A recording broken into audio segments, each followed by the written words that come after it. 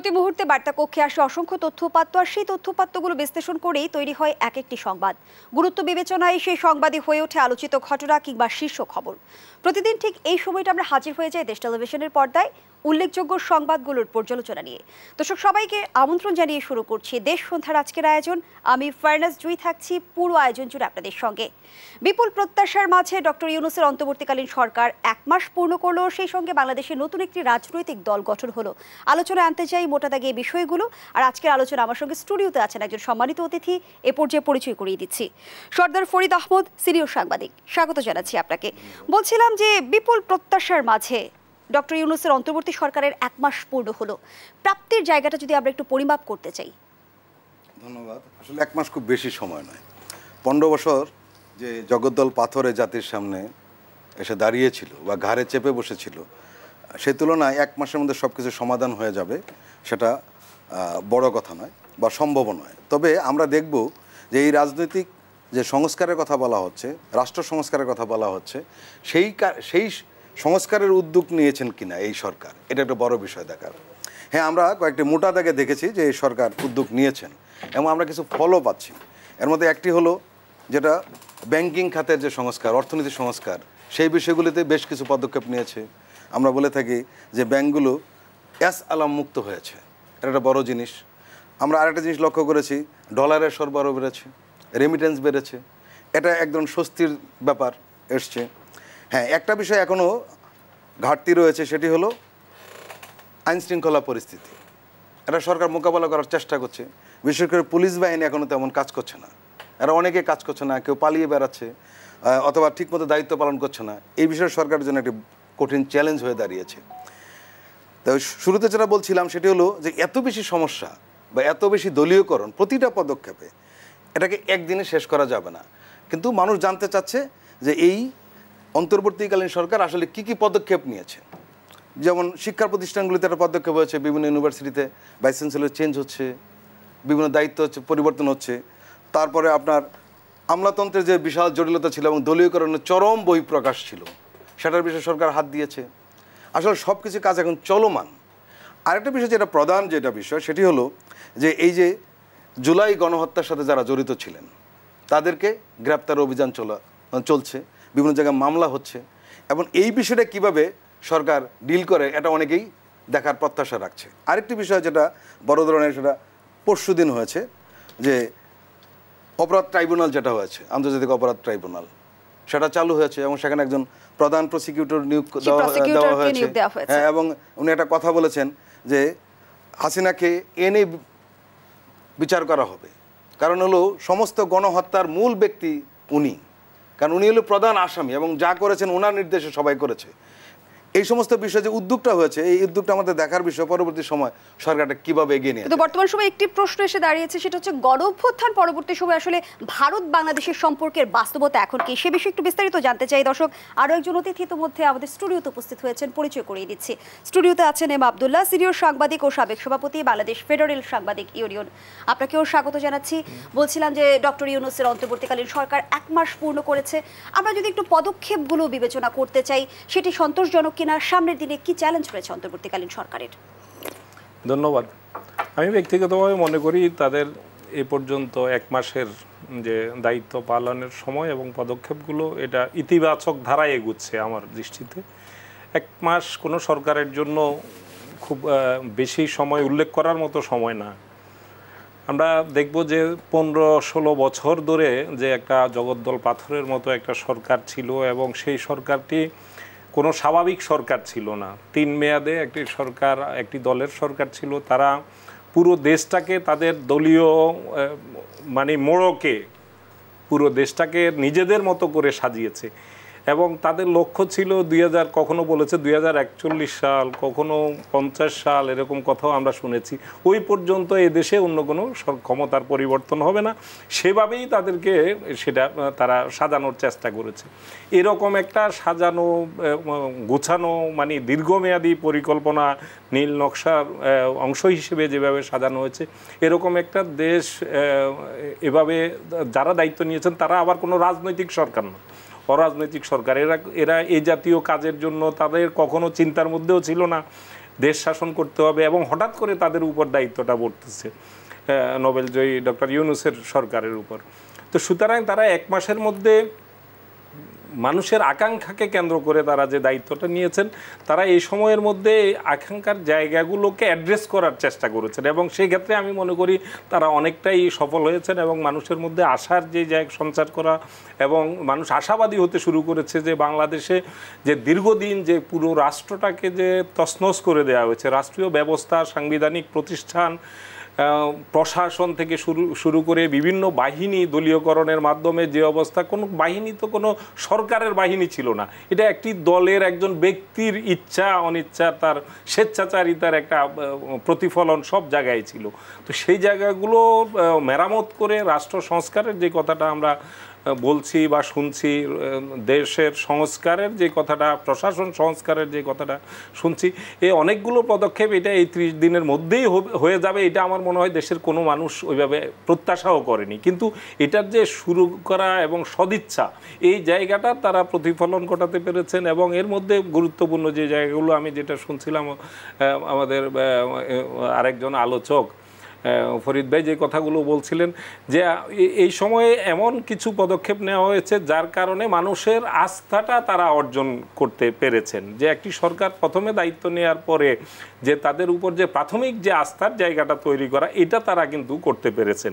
এটাই আশাবাদের জায়গা এবং সেইটার ধারাবাহিকতাটা অব্যাহত থাকবে এবং তাদের সাফল্যের জায়গাটা কিছু কিছু জায়গায় তো হবেই। তারা যে কথাটা বলছিলাম যে তারা কোনো রাজনৈতিক ব্যক্তিত্ব না এবং ক্ষমতা প্রত্যাশী ব্যক্তিত্ব তারা ছিলেন না। এই কারণে তাদের যে আগে থেকে ক্ষমতায় গেলে আমরা এইভাবে করব এরকম কোনো পরিকল্পনা নিয়েও তারা কিন্তু আসতে পারেননি এখানে যারা দায়িত্বে আছেন। এবং এটা বিভিন্ন সেক্টর থেকে তারা এসছেন, সুশীল সমাজের প্রতিনিধি এসছেন, তাদের সেভাবে দীর্ঘমেয়াদী কোনো পরিকল্পনা নিয়ে তারা আসেন না, যে কারণে কিছুটা অগোছালো হবে, এটাই খুবই স্বাভাবিক। কিন্তু তারপরেও আমি মনে করি তাদের মধ্যে যে দৃঢ়তা এবং তাদের কমিটমেন্টের জায়গাগুলো, জনগণের সেন্টিমেন্টকে ধারণ করে যেভাবে চলার চেষ্টাটা, এই জিনিসগুলো ইতিমধ্যেই তারা দেখাতে পেরেছেন এবং যে কারণে সবার মধ্যে একটা আশাবাদ তৈরি হয়েছে। এবং তারা কাদের বিরুদ্ধে এই রাষ্ট্রটা পরিচালনা করছেন, ক্ষমতাচ্যুত যারা, একটা ফ্যাসিস্ট সরকার, স্বৈর শাসক, তারা চলে গেছে, তারা কিন্তু বসে নেই।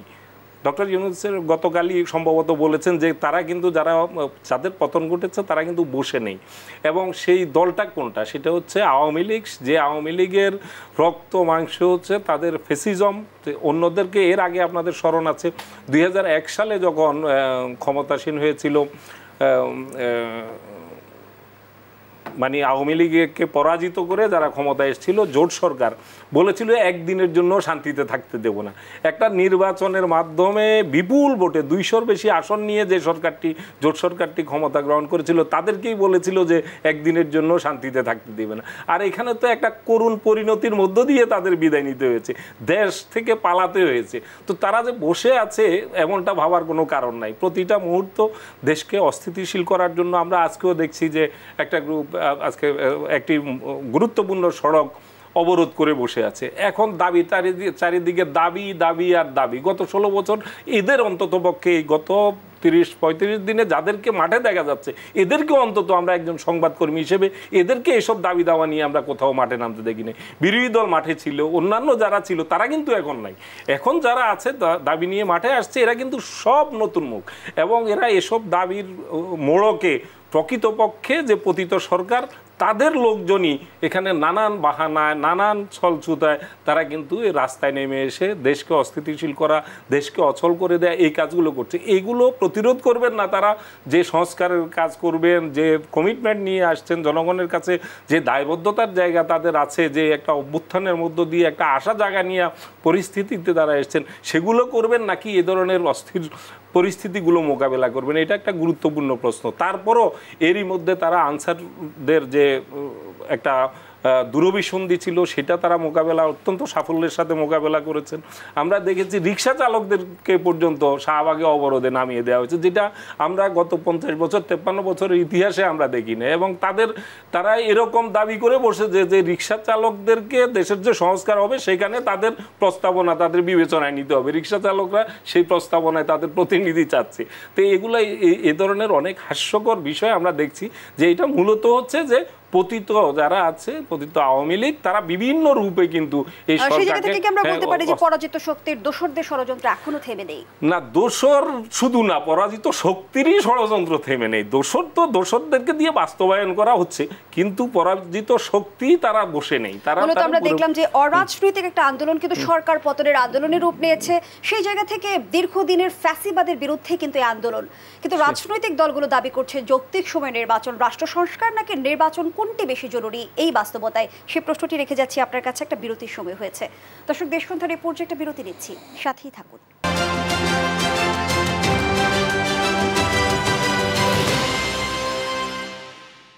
আবারও আমন্ত্রণ, আপনারা দেখছেন দেশ টেলিভিশনের নিয়মিত আয়োজন দেশ সন্ধ্যা। আমরা আবারও ফিরছি আলোচনায়। সর্দার ফরিদ আহমদ সম্প্রতি ভারতের প্রতিরক্ষা মন্ত্রী রাজনাথ সিং দেশটির সশস্ত্র বাহিনীকে ভবিষ্যৎ যুদ্ধ মোকাবেলার জন্য তৈরি থাকতে বলেছেন, যেখানে তিনি বাংলাদেশ প্রসঙ্গ উল্লেখ করেছেন। এটি আসলে কতটা সমীচীন, সেই সঙ্গে আপনার কাছে আরও একটি প্রশ্ন রেখেছিলাম, গণঅভ্যুত্থান পরবর্তী সময়ে বাংলাদেশ ভারত সম্পর্কের বাস্তবতা। আসলে একটি গুরুত্বপূর্ণ প্রশ্ন এই কারণে, আজকেও সীমান্তে কিন্তু একজন কিশোর নিহত হয়েছে। বাংলাদেশে কিছু কিশোরকে গুলি করে বিএসএফ হত্যা করেছে। এর আগে স্বর্ণা দাস নামে একজন কিশোরীকে হত্যা করেছে। এই বিষয়গুলি লক্ষণীয়, বিষয়গুলি মাথায় রাখতে হবে।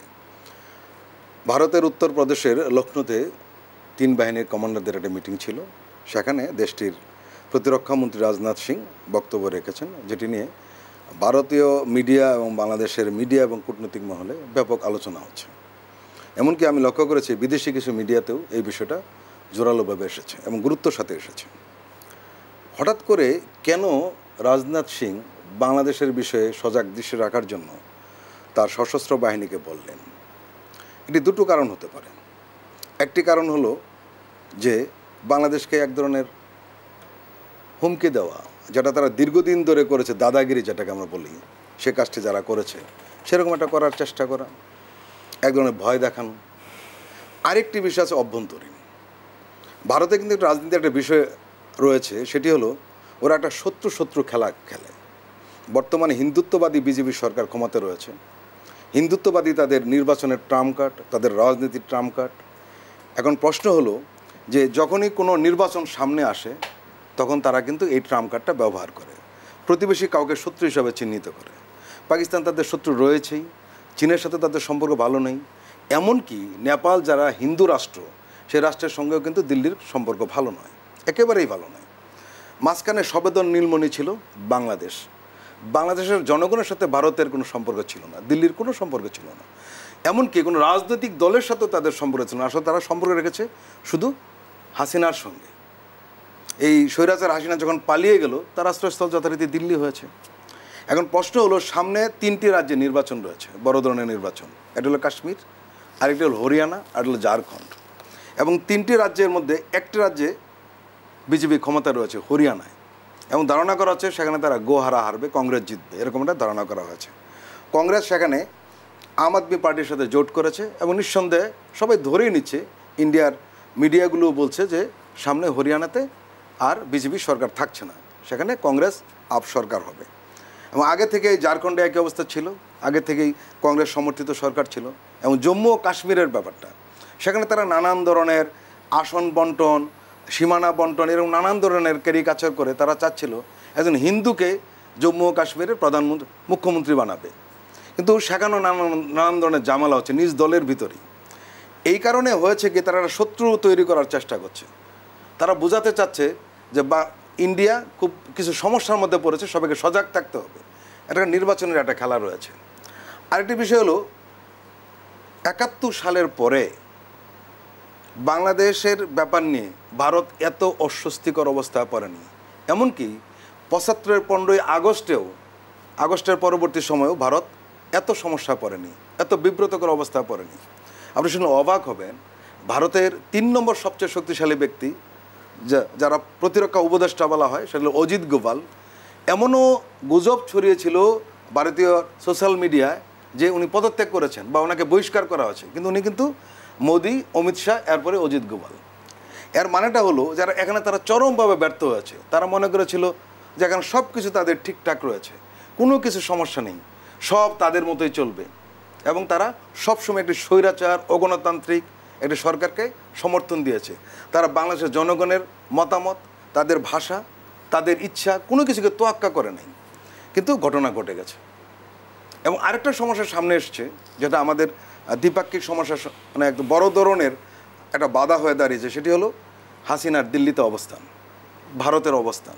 এবং আপনি তো সুস্পষ্টভাবেই বলছিলেন যে আসলে একটি দলের সাথে কিংবা শেখ হাসিনার সাথে ভারতের সুসম্পর্ক ছিল, সেই জায়গা থেকে আমরা যে এখন শুনছি, এখন যে আন্দোলনকারীরা দাবি করছে গণহত্যার বিচার হোক, শেখ হাসিনাকে ফিরিয়ে আনা হোক, ভারতের কাছে যদি বাংলাদেশ প্রত্যর্পণ চুক্তির আওতায় চায়, তারা কি ফিরিয়ে দিবে? না, ভারত এখন এটা দুটানায় পড়েছে, এটা ফাটা বাসে পড়েছে, এরকম কথা এসেছে। ভারতীয় কূটনৈতিক বিশ্লেষকরা কিন্তু ইতিমধ্যেই বলছে যে শেখ হাসিনা গলার কাটা হয়েছে, কাটা হয়ে দাঁড়িয়েছে।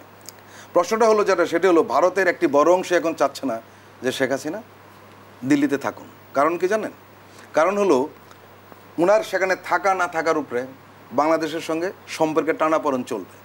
কারণ বাংলাদেশ চাইবে তার বিচার করার জন্য, ভারত কৌশলগত কারণে তাকে ফেরত দিতে পারবে না।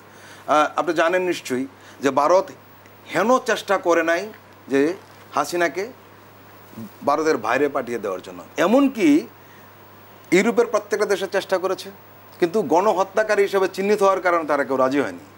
শুনে অবাক হবেন, মিডল ইস্টের 3টি দেশে তারা চেষ্টা করেছে, সৌদি আরব, কাতার এবং সংযুক্ত আরব আমিরাত। এগুলো গণতান্ত্রিক দেশ নয়, এটা রাজতন্ত্র চলছে, কিন্তু তারাও কিন্তু শেখ হাসিনাকে নিতে চায়নি এবং তারা বলে দিয়েছে নেবে না। এখন ভারত কি করবে, এই প্রশ্ন আসলে দিল্লির কাছে নেই। এবং আমরা বিগত সময় যেমনটি শোনা যায় যে বাংলাদেশের রাজনীতি থেকে নির্বাচন ভারতের কিন্তু অঘোষিত হস্তক্ষেপ ছিল, সামনের দিনের সেই অবস্থার বা সেই বাস্তবতার নিশ্চয়ই পরিবর্তন ঘটতে যাচ্ছে। অঘোষিত হস্তক্ষেপ ছিল না, তো আসলে ঘোষিত হস্তক্ষেপ ছিল। বিশেষ করে 14 সালে আমরা প্রত্যক্ষ করেছি, এবং 24 সালে যে সর্বশেষ নির্বাচনটা হলো, সেখানে তারা আমেরিকার সাথে বলেছে যে আমরা শেখ হাসিনাকে চাই। সেটা কূটনৈতিক ভাষা আলাদাভাবে বলেছে, কিন্তু মূল মেসেজটা এটাই ছিল। এটা তারা তাদের মতো রাজনৈতিক বক্তব্য দিয়েছে, তলে তলে আপোষ হয়েছিল কি হয়েছিল না সেটা তো পরবর্তী সময় ওয়াশিংটন দেখিয়েছে কতটুকু হয়েছে। তারা ঠিক শেষ মুহূর্তে কাজটা ঠিকই করেছে। আসলে হয়েছে কি, এই দেশের মানুষ ভারতের প্রতি কেন ক্ষুব্ধ? ভারতের জনগণের প্রতি এই দেশের মানুষ ক্ষুব্ধ না, দিল্লির শাসকদের উপরে দেশের মানুষের ক্ষুব্ধ। কেন ক্ষুব্ধ? বাংলাদেশের মানুষ দেখেছে ভারতের কারণে আমরা বাক স্বাধীনতা পাই না, একটা স্বৈরাচার সরকারকে সমর্থন করে, আমাদের ভোটের অধিকার না, একটা ভোটহীন সরকারকে ভারত শর্তহীন সমর্থন দিয়ে যাচ্ছে। আরেকটা বিষয় যেটা হলো, সেটি হলো যে সব কিছু ভারত সুযোগ সুবিধা পেয়েছে। শেখ হাসিনা কিন্তু একবার বলেছিলেন, সেটা কি জানেন, যে আমরা ভারতকে যা দিয়েছি সে জীবনেও সেটা ভুলতে পারবে না। এবং আরও ঘটনা যেটা, সেটা হলো যে আমরা শুধু দিয়েই গিয়েছি, কিন্তু কিছু পাওয়া যায়নি। করিডোর দেওয়া আছে, কিন্তু সেখানে কোনো ট্যাক্স বসানো হয় নাই বা কোনো টাকা পয়সার ব্যাপার আলাপ হয়নি। এমনকি বলেছে স্বামী স্ত্রীর সম্পর্ক, ভাই বোনের সম্পর্ক, এই সমস্ত হাস্যকর কথা বলেছে। আসলে প্রকৃতপক্ষে শেখ হাসিনা বাংলাদেশের সার্বভৌমত্ব একেবারেই ভারতের হাতে তুলে দিয়েছিল। কিন্তু বলেছে যে সামনের দিনে বাংলাদেশের সাথে ভারতের সম্পর্ক হবে ন্যায্যতার ভিত্তিতে এবং সমতার ভিত্তিতে। সেই জায়গা থেকে ভারতের যে কর্তৃত্ব পরায়ণ স্বভাব, সেই স্বভাব থেকে তারা বেরিয়ে আসতে পারবে। সে আসবে কিনা তা আমাদের দেখার বিষয় না, এটা তার বিষয়। আমরা ভারতের সাথে কিভাবে সম্পর্ক হবে সেটার বিষয়। ডক্টর ইউনূস গতকালকে যেটা বলেছেন, সমতা এবং ন্যায্যতার ভিত্তিতে সম্পর্ক হবে, মর্যাদার ভিত্তিতে সম্পর্ক হবে, এটা তো হওয়া উচিত, তাই না? এটাই হওয়া উচিত। আর ছোট দেশ বড় দেশ বলে যে এটা জুজুর ভয় দেখায়, এটা ঠিক নয়। মালদ্বীপে কতজন লোক? মাত্র 5.5 লক্ষ লোক, সব মিলিয়ে। তারা কিন্তু ইন্ডিয়াকে আউট করে দিয়েছে, এবং ইন্ডিয়ার 318 জন সৈন্য ছিল, সেটাও তারা সরিয়ে দিয়েছে। কি হয়েছে? কিছুই তো হয়নি। জনগণ যদি ঐক্যবদ্ধ থাকে, সে দেশটা ছোট কি বড় সেটা ফ্যাক্টর নয়। কিন্তু অনেকেই বলেছিল, এক ধরনের নেগেটিভ তৈরি করা হয়েছিল যে ভারতের সমর্থন ছাড়া এই দেশের সরকার বদলাবে না, সরকার পরিবর্তন হবে না, ভারতের সমর্থন ছাড়া কেউ ক্ষমতা আসবে না। কই, সব কিছু তো বদলে গেছে, এবং সেটা ভারতের বিপক্ষে ছিল, তাই তো? বিপক্ষে ছিল। এই ঘটনা কিন্তু শেখ হাসিনার প্রতি ক্ষোভের সাথে সাথে আরেকটি বিষয় প্রমাণ করেছে, এদেশের মানুষ কী পরিমাণ ভারতকে ঘৃণা করে, কী পরিমাণ অপছন্দ করে। এটা ভারতের জনগণকে করে না, কিন্তু ভারত সরকারকে করে, তাদের পলিসিকে করে, তাদের নীতিকে করে। কাজেই ভারত আসলে বড় ধরনের সংকটে পড়েছে এবং এই কারণেই রাজনাথ সিং এক ধরনের দাদাগিরি দেখানো, ভয় দেখানো, যেটাই বলো না কেন, এই পরপর দুটো ঘটনা যারা সীমান্তে ঘটনা ঘটছে, কিন্তু এটা ভারতের জন্য খুব ভালো হবে এরকম নয়। সবচেয়ে বড় কথা কি জানেন, ভারতের একটা পিকুলিয়ার ঘটনা আছে, এরা বাইল্যাটারাল সম্পর্ক রাখতে চায় কিন্তু মানে কোনো ফোরাম সংগঠন করতে চায় না, যার কারণে সার্কেরা অকার্যকর করে ফেলেছে। বাইল্যাটারাল লাগবে, আপনি খেয়াল করে দেখবেন ভারত কোনো ফোরামগত বাবাদের কিছু নেই, বাইল্যাটারাল সম্পর্ক রাখে। এবং যার কারণে হয়েছে কি, এদেশের ভারতের জনসংখ্যা, তার অর্থনৈতিক বিশালত্ব ইত্যাদির কারণে ভারত কিন্তু এদেশে এমনি একটা মাতব্বর হয়ে মানে সে যে থাকতে পারতো, কিন্তু সমস্যা হয়েছে কোনো একটি প্রতিবেশীর সাথে তার সম্পর্ক ভালো নয়, কিভাবে সেখানে মাতব্বরি করবে? আর বিশ্ব মাতব্বর ক্ষমতাচ্যুত সরকারের কিন্তু শেষ 10টি সমঝোতা চুক্তি নিয়েও বেশ সমালোচনার সম্মুখীন হয়েছিল সেই সময়।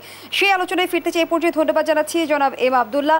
যে প্রশ্নটি আপনার কাছে ছিল, যে লড়াইটি হলো আসলে ফ্যাসিবাদের বিরুদ্ধে, 16 বছরের দানবীয় শাসনকালের বিরুদ্ধে, সেই ফ্যাসিবাদের যদি মূলোৎপাটন না হয়ে নির্বাচনের দিকে আমরা আগাই, তাহলে আসলে গণঅভ্যুত্থানের সুফল টিকবে কি? এটা ইতিমধ্যেই আলোচনায় আমরা যে বিষয়গুলো সামনে এসছে, যে এটা পরিষ্কার জনগণের কাছে যে আমাদের এই 15-16 বছরের যে দানবীয় সরকার, স্বৈরাচারী সরকার বলি, আমরা ফেসিবাদী সরকার বলি, এদের যে শিকড়গুলো এত গভীরে গিয়েছে, এই শিকড়গুলো উপড়ানো কিন্তু খুব সহজ কাজ না। আমি এর আগেও বলেছি যে এটার জন্য অবশ্যই সময় দরকার। এই সময়টার ব্যাপারে মোটামুটিভাবে রাজনৈতিক মতকের জায়গা আছে, যে সময় প্রয়োজনীয় সময় দেয়া হবে, এ ধরনের কথাটা এসছে। কিন্তু আমরা তারপরও কিছু কিছু জায়গায় আমরা একটু অস্থিরতা, ভিন্নতা আমরা এটা দেখছি। কিন্তু বাস্তবতা হচ্ছে যে এই দীর্ঘ সময়ের যে শিকড় গজিয়েছে, বিভিন্ন জায়গায় ছড়িয়েছে, গভীরে গিয়েছে, এগুলোকে উৎপাটনের জন্য এই যে সরকার, যে ডক্টর ইউনূসের নেতৃত্বাধীন সরকার, তাদেরকে সময় দিতে হবে। এবং সবচাইতে বড় কথা হলো বাংলাদেশের যে গণতন্ত্রের জন্য প্রত্যাশার জায়গা থেকে অভ্যুত্থানটি হয়েছে, সেই গণতন্ত্র কিভাবে আসবে? এখানে গণতন্ত্র আনতে হলে আমাদেরকে ভোটাধিকারটা নিশ্চিত করতে হবে। দেশের নির্বাচন ব্যবস্থাটাই তো ধ্বংস হয়ে গেছে, নির্বাচনী কাঠামোটা তছনছ করে ফেলা হয়েছে। এবং বাংলাদেশের প্রশাসন, বিশেষ করে পুলিশ বাহিনী একটা পর্যায়ে তাদেরকে আমরা আমাদের বন্ধুবান্ধবদের মধ্যে অনেকে পুলিশ বাহিনীতে ছিলেন গুরুত্বপূর্ণ, তাদেরকে বলতে শুনেছি যে দেশে কে সরকার গঠন করবে, কে ক্ষমতায় থাকবে, এটা নির্ধারণ করার মালিক এখন আমরা। আমি ঢাকার কাছের একটা জেলার এসপির কথা বলি, যে সে এসপি খুবই আলোচিত পুলিশ কর্মকর্তা। তিনি যখন ওখানে এসপি ছিলেন, সেখানকার এই আওয়ামী লীগ দলীয় এমপি তার কাছে একটি কাজে, যেহেতু এমপিরা কিন্তু এসপিদেরকে ডেকে কথা বলার কথা, সেখানে এমপি গিয়েছেন এসপির অফিসে। যাওয়ার পরে এসপি তার অনুরোধটা ডিনাই করে বলেছে যে আপনি কিন্তু যে এমপির পরিচয় নিয়ে আজকে এখানে এসছেন, আপনি কিন্তু নিজের যোগ্যতায় হন নাই, আমরা আপনাকে বানিয়েছি, শেখ হাসিনাকেও আমরা ক্ষমতায় রেখেছি। এটা খুবই আলোচিত একটি ঘটনা। এবং সেই এসপির নাম হচ্ছে হারুন। এমপিকে এভাবে ধমক দিয়ে সেদিন এভাবে অফিস থেকে তার একটি অনুরোধ প্রত্যাখ্যান করেছিল। তো এই একটা রাষ্ট্র কোথায় চলে গেলে একজন সংসদ সদস্য যে পরিচয় দিয়ে, এটা কি কারণে হয়েছে? সত্যিকার অর্থেই ওই সংসদ সদস্য জনগণের ভোটে নির্বাচিত হন। কোন ক্ষমতা বলে আসলে প্রশাসনে এমন দানব তৈরি হলো, এর পেছনে আসলে দায়ী কারা? এবং সেই সঙ্গে আরেকটি প্রশ্ন রাখতে চাই, আপনি বলছিলেন যে বিপুল প্রত্যাশার পাহাড় রয়েছে অন্তর্বর্তীকালীন সরকারের সামনে, কতটুকু সময় আসলে অন্তর্বর্তীকালীন সরকারকে দেওয়া উচিত বাস্তবায়নের জন্য?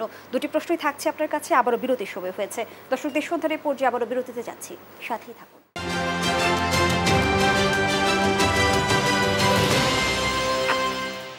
ফিরে এলাম, আপনারা দেখছেন দেশ টেলিভিশনের নিয়মিত আয়োজন দেশ সন্ধ্যা। আমরা আবারও ফিরছি আলোচনায়। জনাব এম আব্দুল্লাহ, যে আলোচনায় আমরা ছিলাম, যে কোন ক্ষমতা বলে আসলে প্রশাসনে বেনজির কিংবা হারুনদের মতো দানব তৈরি হয়? আমি যে কথাটি বলছিলাম বিরতির আগে, যে নির্বাচন ব্যবস্থাটা গণতন্ত্রে ফেরার জন্য পূর্বশর্ত হচ্ছে একটা গ্রহণযোগ্য সুষ্ঠু নির্বাচন ব্যবস্থা। সেই নির্বাচন ব্যবস্থাটা বাংলাদেশে একদম তছনছ করে দিয়েছে আওয়ামী লীগ। 3টি নির্বাচনের নামে যে প্রহসন হয়েছে, একটি নির্বাচন প্রথমে একদম ভোটারবিহীন এবং তারপরে একটা রাতের ভোটের নির্বাচন হিসেবে পরিচিতি পেয়েছে, আরেকটি তো এবারে একটা প্রহসন নতুন মাত্রা যোগ করেছে, যে নানান ধরনের উপাদান সেই নির্বাচনে আমরা দেখেছি। এই নির্বাচন ব্যবস্থাটা ধ্বংসের যারা নায়ক, তারা কিন্তু এখনও পর্যন্ত জবাবদিহিতার আওতায় আসে নাই। বিশেষ করে 3 জন প্রধান নির্বাচন কমিশনার সহ নির্বাচন কমিশনে যারা ছিলেন এই বিগত তিনটি নির্বাচনে, তাদেরকে এরই মধ্যে জবাবদিহিতার আওতায় তারা এই নির্বাচনে একক হাসিনা শেখ হাসিনা একা কিন্তু এটা ধ্বংস করেন নাই। এই ধ্বংস করার জন্য এটার পেছনে যারা রসদ জুগিয়েছে, যারা বিভিন্নভাবে ইনস্ট্রুমেন্ট হিসেবে ব্যবহার হয়েছে, তাদেরকেও জবাবদিহিতার আওতায় যদি না আনা যায়, তাহলে ভবিষ্যতে এরাই কিন্তু আবার নানানভাবে এই জাতিকে নানান জ্ঞান দেবে। আমরা লক্ষ্য করেছি 2008 সালের নির্বাচনে কিন্তু বড় ধরনের অনিয়ম হয়েছে এবং বোঝাপড়ার মধ্য দিয়ে সেখানে একটি ফলাফল করা হয়েছে। সেই নির্বাচনে যারা ছিলেন তাদেরকে আমরা পরবর্তী দেখেছি যে নির্বাচন নিয়ে নানান ধরনের জ্ঞান দিতে, জাতিকে জ্ঞান দিতে। নির্বাচন একটি রাষ্ট্রের যখন নির্বাচন ব্যবস্থাটা এভাবে ধ্বংস হয়ে যায়, তছনছ হয়ে যায়, তখন কিন্তু স্বাভাবিকভাবে ক্ষমতার যে পালাবদল এটা বন্ধ হয়ে যায়। আর এটা বন্ধ হলেই কিন্তু তখনই কিন্তু ফেসিবাদের জন্ম হয়। যে কথাটি বলছি যে পুলিশ কর্মকর্তারা প্রকাশ্যে বলতে শুরু করেছিলেন যে শেখ হাসিনা ক্ষমতায় আছে তো আমরা রেখেছি তাকে, তার নিজের যোগ্যতা না বা আওয়ামী লীগের সমর্থনে না। এবং ভোটের নামে যেসব তামাশা হয়েছে আমরা দেখেছি, আওয়ামী লীগের নেতাকর্মীরা কিন্তু ভোটের দিন বা ভোটের আগে তাদের তেমন কোনো তৎপরতা দেখা যায় নাই। সরকার আওয়ামী লীগ ক্ষমতায় আসবে রাখবে তাদের তেমন কোনো তৎপরতা ছিল পুলিশ আগের রাতে গিয়ে যারা নির্বাচনের যে তামাশা এটার জন্য যারা হুমকি হতে পারে তাদের বাড়ি বাড়ি গিয়ে ঘরে ঘরে গিয়ে হুমকি দিয়ে আসছে, খবরদার ঘর থেকে বের হওয়া যাবে না, অথবা এলাকা থেকে। এমন নির্বাচন আমরা দেখেছি যে যেসব প্রার্থী ছিল, দামি নির্বাচনেও যেসব প্রার্থী ছিল, তাদের প্রতিপক্ষ প্রার্থীদের এজেন্টদের তালিকা আগেভাগে সংগ্রহ করে ওই এজেন্টদেরকে রাতের বেলা তুলে নিয়ে 2-4-10 কিলোমিটার দূরে একটা রাস্তায় ছেড়ে দিয়েছে বা অন্য জেলায় নিয়ে ছেড়ে দিয়েছে। তো এইভাবে নির্বাচন ব্যবস্থাকে একদম শুধু জাতীয় নির্বাচন না, আপনি স্থানীয় সরকার নির্বাচন, ইউনিয়ন পরিষদের নির্বাচন, এমনকি ওয়ার্ড পর্যায়ের নির্বাচন, শুধু তাই নয়, যদি আমরা বিভিন্ন পেশাজীবী সংগঠনের নির্বাচনের কথা বলি, আমরা সুপ্রিম কোর্ট বারের মতো একটা মর্যাদাশীল জায়গার নির্বাচনের কথা বলি, ইভেন আমাদের সাংবাদিকদের কমিউনিটির বিভিন্ন নির্বাচনেও আমরা শেষ দিকে এসে আমরা দেখেছি এ ধরনের দখলদারিত্ব। এবং সেখানে একই ফর্মুলায় যে আওয়ামী লীগের সমর্থন নিয়ে যে প্রার্থী হয়েছে আর জাতীয় নির্বাচনে যারা নৌকা নিয়ে প্রার্থী হয়েছে তাদের দম্ভভরে বলতে নৌকা দেয়া মানে এটা বিজয়। এভাবেই কিন্তু ফেসিবাদী সংস্কৃতি। এবার ফেসিবাদের কয়েকটা খুঁটির কথা আমি বলছি, যে তার মধ্যে একটি ছিল এটা নির্বাচন কমিশন, আরেকটি হচ্ছে এই বাহিনী, বিভিন্ন বাহিনী, রাষ্ট্রীয় বাহিনীগুলোকে একটা খুঁটি হিসাবে ব্যবহার করা হয়েছে। আরেকটি ছিল বিচার ব্যবস্থাকে কিন্তু আরেকটি খুঁটি হিসাবে ব্যবহার করা হয়েছে। আর চতুর্থ যে খুঁটি সেটা হলো আমরা যেটা নিয়ে গর্ব করি যে চতুর্থ স্তম্ভ, সেটাও কিন্তু এই ফেসিবাদকে মানে দীর্ঘদিন যাবৎ টিকিয়ে রাখার ক্ষেত্রে এটা কিন্তু চতুর্থ স্তম্ভ না, চতুর্থ খুঁটি হিসেবে, ফেসিবাদের খুঁটি হিসেবে ব্যবহার হয়েছে গত 15-16 বছর। এই যে ধসে পড়া রাষ্ট্রীয় কাঠামোকে পুনর্গঠন করা, এই যে বিশাল প্রত্যাশার পাহাড় আমাদের অন্তর্বর্তীকালীন সরকারের সামনে, সেটি বাস্তবায়নে আসলে কতটুকু সময় অন্তর্বর্তীকালীন সরকারকে দেওয়া উচিত? এটা কিন্তু এই প্রশ্নটার মানে সুনির্দিষ্ট করে উত্তর দেওয়া একটু কঠিন এই জন্য যে এমনভাবে প্রত্যেকটি প্রতিষ্ঠান ধসে পড়েছে। এই সরকারের যদি রুটিন কাজের পাশাপাশি তারা যদি এই কাজগুলো, এই সংস্কারের কাজগুলো, মেরামতের কাজগুলো যদি করতে যান, তাদেরকে যেটুকু সময়ের কথা বলা হচ্ছে আলোচনায় আছে, 2-3টা সময় টাইম ফ্রেম আলোচনায় আছে, এর মধ্যে 1 বছর আছে, 2 বছর আছে, কেউ 3 বছরের কথা বলছেন। এটা আসলে এভাবে সুনির্দিষ্ট করে এখনই বলা যাবে না। তবে আমাদের দেখতে হবে যে যারা এখন রাষ্ট্র চালাচ্ছেন তাদের মধ্যে ক্ষমতা দীর্ঘায়িত করার কোনো প্রবণতা আছে কিনা, এটা কিন্তু দেখার বিষয়। কিন্তু আমরা এখনো পর্যন্ত দেখছি ডক্টর ইউনূস পরিষ্কারভাবে বলেছেন, তিনি এই সংক্রান্ত এক প্রশ্নের উত্তরেও তিনি বলেছেন, রাজনৈতিক দলগুলোর সাথে আলোচনায় বলেছেন, তিনি বলেছেন যে আপনাদের উপর নির্ভর করবে আমরা কবে যেতে পারবো, আপনারা কত তাড়াতাড়ি, জনগণ কত তাড়াতাড়ি আমাদেরকে ছাড়বে। জনগণের ম্যান্ডেট নিয়ে একটা গণ অভ্যুত্থান মানে কি, গণ অভ্যুত্থান সমর্থিত সরকার হচ্ছে এটা গণ ম্যান্ডেটের সরকার। এটা সরাসরি ভোট না হলেও ভোটের চাইতেও বাড়তি কিছু মনে করা হচ্ছে যে এখানে একটা বিশাল জনগোষ্ঠী দেশের, বলা যায় গুটি কতক আওয়ামী লীগের একেবারে যারা সুবিধাভোগী, যারা লুটপাটের সাথে জড়িত, তারা ছাড়া বাকি সবাই কিন্তু একাকার হয়ে গেছিল। আমরা দেখেছি গণ অভ্যুত্থান পূর্ব দিনগুলোতে কিভাবে মায়েরা তার শিশু বাচ্চাকে নিয়ে হাতে ধরে রাস্তায় নেমে এসেছেন এবং প্রত্যেকটি শ্রেণী পেশার মানুষ এটার সাথে একাকার হয়ে গেছিল। এই যে একটি জনসমর্থিত একটি সরকার, তাদের দিকে দেখতে হবে যে তারা কত দ্রুত এই কাজগুলো বাস্তবায়নের জন্য তাদের আন্তরিকতার জায়গাটা ঠিক আছে কিনা, তাদের প্রচেষ্টাটা ঠিক আছে কিনা। যদি এখানে ঘাটতি দেখা যায় তাহলে হয়তো অনেকের সন্দেহ জাগবে যে তারা ক্ষমতাটা প্রলম্বিত করতে চাচ্ছে। আমরা বিশ্বাস করতে চাই তারা সেটা করবেন না। তারা যত দ্রুত সম্ভব এই সংস্কার এবং মেরামতের কাজগুলো, রাষ্ট্র কাঠামো মেরামতের কাজগুলো করে গণতান্ত্রিক যে ধারা, নির্বাচনী যে ধারা, সেই ধারায় দেশকে ফিরিয়ে নেবেন, এটাই আমাদের প্রত্যাশায় গণতান্ত্রিক। জনাব সরদার ফরিদ আহমদ, এবার নতুন প্ল্যাটফর্ম হিসেবে আত্মপ্রকাশ ঘটেছে বৈষম্য বিরোধী ছাত্র আন্দোলনের তৈরি জাতীয় নাগরিক কমিটির। এর মধ্য দিয়ে সামনের দিনের রাজনীতির মেরুকরণটা কি? এটা একটি বার্নিং ইস্যু হিসেবে সামনে আসছে। গত দুদিন ধরে এটা আলোচনা হচ্ছে জাতীয় নাগরিক কমিটি নিয়ে। প্রথম কথা বলে রাখি, জাতীয় নাগরিক কমিটিকে কেউ কেউ বৈষম্য বিরোধী ছাত্র আন্দোলনের এক্সটেনশন বলছে আর কি। কারণ হলো, বৈষম্য বিরোধী ছাত্র আন্দোলনের যারা পেছন থেকে নেতৃত্ব দিয়েছেন তারা সবাই রয়েছেন এই জাতীয় নাগরিক কমিটিতে। জাতীয় নাগরিক কমিটি 55 জন টোটাল সদস্য রয়েছেন, আহ্বায়ক এবং সদস্য সচিব সহ। এদের সবার বয়স 28 থেকে 44 বছর বয়স। নানান পেশার, নানান ধরনের, নানান মানুষ এখানে রয়েছেন। মানে এটা মূল কথা হলো, এটা তরুণদের একটি সংগঠন রয়েছে। এখন প্রশ্ন হলো যে জাতীয় নাগরিক কমিটি এবং বৈষম্য বিরোধী ছাত্র আন্দোলন, এ দুটো পাশাপাশি দুটো সংগঠন এখন দাঁড়িয়েছে। আসলে একই সংগঠন, দুটো রূপ আমরা যতটুকু জানি।